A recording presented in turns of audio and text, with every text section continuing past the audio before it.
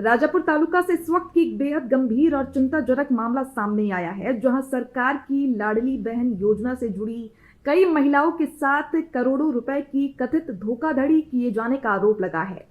पिछले 2 सालों से राजापुर शहर में सरकार के द्वारा मान्यता प्राप्त महाराष्ट्र महिला उद्योग विकास केंद्र के नाम से एक दुकान चलाई जा रही थी।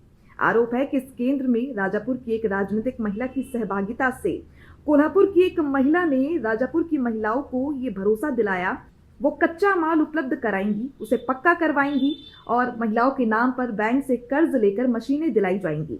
इतना ही नहीं, मशीनों के कर्ज की किश्तें संस्था के द्वारा ही चुकाने का भी आश्वासन दिया गया था। शुरुआत में कुछ महीनों तक किस्तें भरी गई, लेकिन जैसे ही संबंधित महिला का लक्ष्य पूरा हुआ, कर्ज की किस्तों को लेकर टाल मटोल शुरू कर दिया गया। आरोप है कि 20,000 रुपए की मशीन को 1 लाख रुपए की बताकर बैंक को फर्जी कोटेशन दिया गया, जिसके चलते राजापुर की बैंक ऑफ इंडिया समेत तालुका की विभिन्न शाखाओं से कर्ज स्वीकृत कराया गया।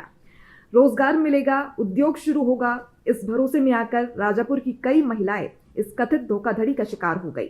जब बैंक अधिकारियों ने कर्ज की किस्तों के लिए दबाव बनाना शुरू किया, तब इन महिलाओं को अपनी ठगी का एहसास हुआ। इसके बाद महिलाओं ने राजापुर पुलिस से शिकायत की, लेकिन आरोप है कि कोल्हापुर की महिला ने पीड़ित महिलाओं को धमकाना शुरू कर दिया। इस घटना से महिलाएं अब बेहद आक्रोशित हैं। एक महिला ने तो आत्महत्या की चेतावनी देते हुए पत्र तक लिख दिया है। आखिरकार इन लाडली बहनों ने 26 जनवरी को आमरण अनशन करने का ऐलान किया है। महिलाओं ने साफ कहा है कि वो अपने फैसले पर अडिग हैं और मांगे पूरी ना होने तक आमरण अनशन जारी रखेंगी। इसके साथ ही चेतावनी दी गई है कि अगर किसी महिला को कोई भी नुकसान होता है तो इसके लिए राजापुर की महिला हर्षदा खानविलकर और कोल्हापुर की सुमित्रा पाटिल जिम्मेदार होंगी। अब देखना होगा कि प्रशासन और सरकार इस गंभीर मामले पर क्या कदम उठाती है। बरं, तुम्ही उपोषणाचं पत्र दिलंय, नेमकी काय मागणी आहे, काय कशा संदर्भात उपोषण करणार आहे तुम्ही?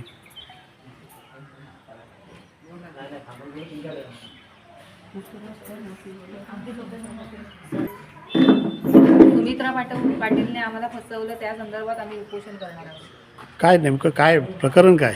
प्रकरण म्हणजे फ्रॉड, हा प्रकार फ्रॉड आहे। तिने आम्हाला लोन करून दिलं, म्हणजे माझे वैयक्तिक मी सांगते आणि माझ्या हे महिला पण आहेत। मी नाट्यातून काही जण नाट्यातून आलेले आहेत, काही जण जैतापुरातून आले आहेत, काही जण इथे राजापूरमधलेच आहेत, काही आडिवऱ्यातून आलेले आहेत।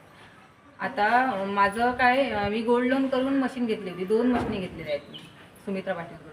माझं जवळपास एका मशीनचं वर्षभर तिने हप्तेच नाही टाकले, पेमेंट टाकलेलं आहे, 2-3 महिन्याचं पेमेंट टाकलेलं आहे, पण नंतर त्याच्यानंतर हप्तेही नाही टाकलं, पेमेंट पण नाही टाकलं, काहीच नाही। आता माझा छोटा मुलगा आहे, त्या छोट्या मुलगाला मी घरी ठेवून अक्षरशः कामाला जाते, पण त्या बाईला जरा पण लाज वाटत नाही की ह्या महिलांचे आपण हप्ते द्यायला पाहिजे, पेमेंट द्यायला पाहिजे। ती आम्हाला फक्त आश्वासन देते की तुम्हाला पेमेंट तुमचं क्लिअर करतो, सोमवार देते, मंगळवार देते, लोकांना धमकवते। आणि मला परवा मेसेज टाकला ग्रुपवरती की आचल तुम्हा सर्वांचं पेमेंट हे कोर्टामार्फत होईल। मी तिला बोलली की कोर्टामार्फत कसं काय होईल, कोर्ट काय आम्हाला पैसे देणार आहे का?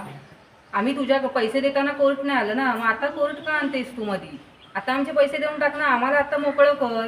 म्हणजे तुम्ही बँकेतून मशिनरी घेतली आणि ते पैसे कोणाला दिलेत? मी गोल्ड लोन केलेलं आहे हां, बँकेतून। तुमचं सोनं? हो, सोनं माझं आता अक्षरशः लिलावाला जायत आलेलं आणि ते पैसे कोणाला दिले?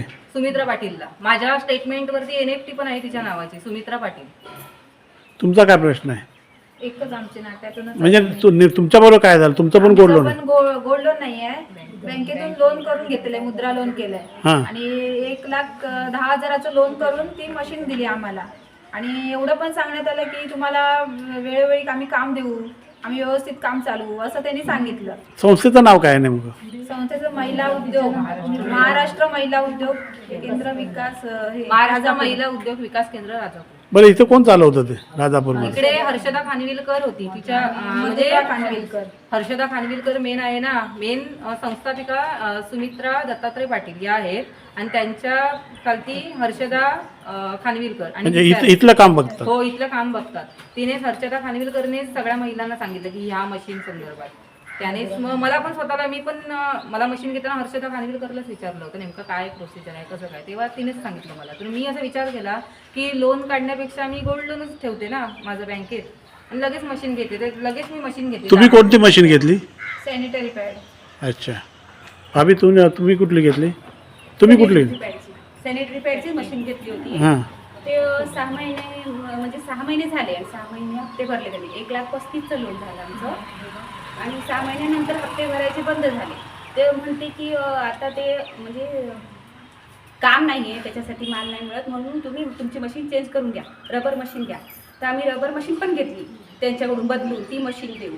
तरी पण आम्हाला काहीच नाही, माल पण नाही, पेमेंट नाही. तेव्हापासून आमचे हप्ते पण थकीत आहेत. बँकेचे लाडकी बहिणीचे पैसे येत आहेत, ते पण त्याच्यात कापले जात आहेत. घरी नोटीस पण आले बँकेतून. तुम्ही पत्र लिहिलं होतं कुठलं हा, तरी? मीच लिहिलं होतं. माझा काय- BP काय? वाढतो हा. आणि जेवण बनवताना पण माझ्या डोक्यात हेच चाललेलं असतं.